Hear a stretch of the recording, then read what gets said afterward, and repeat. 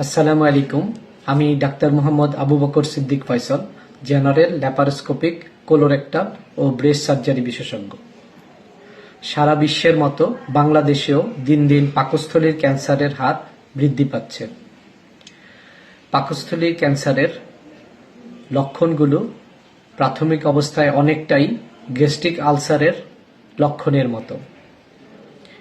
খাবার খেলে পেট ফাঁপা ফাঁপা লাগা, খাবারে অরুচি হওয়া, খাবার পরে পেট ফুলে যাওয়া, অল্প খাবার খেলেই পেট ভর্তি হয়ে যাওয়া, গলার মধ্যে বা পেটে কিছু একটা আটকে আছে এরকম অনুভূত হওয়া, এবং সাধারণত 40 বছর বয়সের পরে নতুনভাবে এই ধরনের লক্ষণ দেখা দিলে এগুলোকে পাকস্থলীর ক্যান্সারের লক্ষণ হিসেবে শনাক্ত করা যেতে পারে। এছাড়াও যদি পাকস্থলীর ক্যান্সারটা আরেকটু অ্যাডভান্স দিকে চলে যায়, তাহলে কোনো কারণ ছাড়াই শরীরের ওজন কমতে থাকে।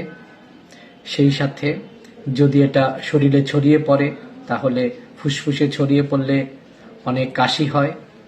যদি এটা লিভারে ছড়িয়ে যায়, তাহলে রোগীর জন্ডিস হয়, পেটে পানি চলে আসে, পায়ে পানি চলে আসে। তাই পাকস্থলীর ক্যান্সারের প্রাথমিক লক্ষণগুলো দেখে রোগ নিরূপণ করা বেশ কঠিন। তাই যারা দীর্ঘদিন গ্যাস্ট্রিক আলসারের সমস্যায় ভুগতেছেন, সাথে খাবার খেলে পেট দ্রুত ভরে যাচ্ছে, খাবারে অরুচি হচ্ছে, বমি বমি ভাব হয়, কারো কারো ক্ষেত্রে কালো পায়খানা হয়, অথবা মুখে আঙ্গুল দিয়ে বমি করতে হয়, এ ধরনের লক্ষণগুলো দেখা দিলে আপনারা অবশ্যই একজন সার্জারি বিশেষজ্ঞ ডাক্তারের পরামর্শ গ্রহণ করবেন, অথবা একজন গ্যাস্ট্রোএন্টারোলজি ডাক্তারের পরামর্শ গ্রহণ করবেন। শুধুমাত্র একটি পরীক্ষা, আপার জিআই এন্ডোস্কোপি পরীক্ষার মাধ্যমেই পাকস্থলীর ক্যান্সার কিনা, অথবা আলসার কিনা, অথবা পাকস্থলীর অন্য কোনো সমস্যা আছে কিনা সেটা আমরা সুন্দরভাবে শনাক্ত করতে পারি। তাই এ ধরনের সমস্যা হলে অথবা রুটিন চেকআপ হিসেবে অন্তত 2-1 বছর পর পর আমরা এন্ডোস্কোপি করে দেখতে পারি যে কোনো ক্যান্সারের লক্ষণ দেখা যাচ্ছে কিনা।